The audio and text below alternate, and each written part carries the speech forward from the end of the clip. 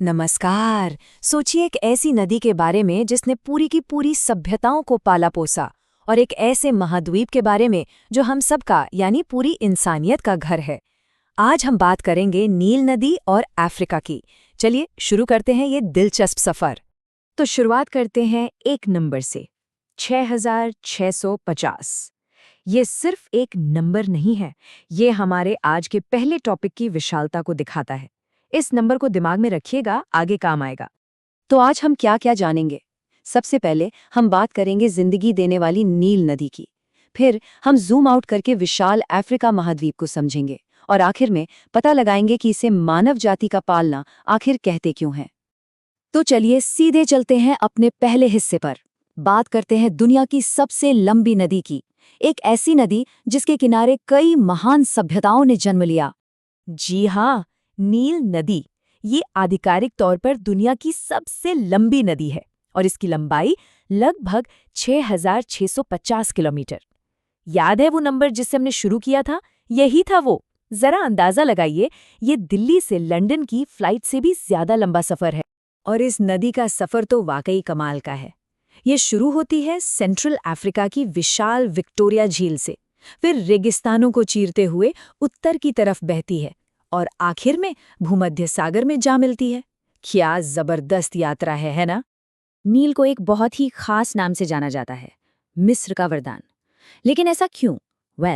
इसलिए क्योंकि प्राचीन मिस्र की पूरी सिविलाइजेशन, उनके खेत, उनकी जिंदगी, सब कुछ इसी नदी पर टिका हुआ था। हर साल नदी में बाढ़ आती थी और अपने साथ उपजाऊ मिट्टी लाती थी। उसी मिट्टी से खेती होती थी। अगर नील नदी न होती तो शायद मिस्र की वो महान सभ्यता भी न होती। अच्छा, तो नदी से आगे बढ़ते हैं। अब जरा अपना नजरिया बड़ा करते हैं और उस महाद्वीप को देखते हैं जहां से नील नदी बहती है। अफ्रीका। इसके आकार का अंदाजा लगाना ही मुश्किल है। ये कोई एक देश नहीं है, बल्कि 54 देशों का घर है। और हाँ, एशिया के बाद ये दुनिया का दूसरा सबसे बड़ा कॉन्टिनेंट है। सोचिए, धरती का कुल 20% जमीनी हिस्सा अफ्रीका में है। कितना विशाल है! इतिहास में अफ्रीका को एक और नाम से जाना जाता था, काला महाद्वीप, यानी द डार्क कॉन्टिनेंट। अब ये नाम सुनकर कई गलतफहमियां पैदा होती हैं। तो सवाल उठता है कि ये नाम पड़ा क्यों? क्या इसका मतलब वहां के लोगों के रंग से था, जैसा कि अक्सर लोग मान लेते हैं?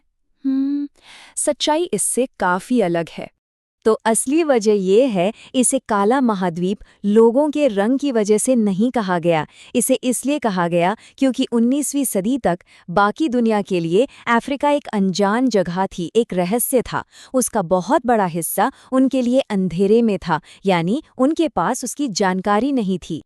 तो चलिए अब चलते हैं अपने तीसरे और सबसे जरूरी हिस्से की तरफ। देखते हैं कि पूरी इंसानियत के लिए अफ्रीका इतना महत्वपूर्ण क्यों है। ये एक साइंटिफिकली प्रूव्ड फैक्ट है जिसे पूरी दुनिया मानती है। हम इंसान यानी मॉडर्न ह्यूमंस, होमो सेपियंस, हमारा विकास सबसे पहले अफ्रीका में ही हुआ था।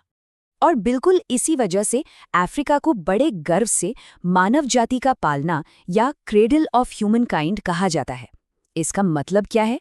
इसका मतलब ये है कि हम सब, चाहे दुनिया में कहीं भी रहते हों, हमारी जड़ें कहीं न कहीं अफ्रीका से जुड़ी हैं। ये हम सब की एक साझी विरासत है। रुकिए, अभी बात खत्म नहीं हुई। अफ्रीका के बारे में एक और बड़ा ही दिलचस्प फैक्ट है। बिल्कुल सही। दुनिया का सबसे बड़ा गर्म रेगिस्तान यानी सहारा डेजर्ट, वो भी अफ्रीका में ही है। और ये इतना बड़ा है कि इसका साइज लगभग पूरे यूनाइटेड स्टेट्स के बराबर है। तो अफ्रीका सच में एक्सट्रीम्स की जमीन है। एक तरफ जिंदगी देने वाली नील नदी और दूसरी तरफ ये विशाल सहारा। तो चलिए एक क्विक रिकैप कर लेते हैं। नील नदी दुनिया की सबसे लंबी, अफ्रीका दुनिया का दूसरा सबसे बड़ा महाद्वीप, मानव सभ्यता इसकी शुरुआत हुई पूर्वी अफ्रीका में, और सहारा दुनिया का सबसे बड़ा रेगिस्तान।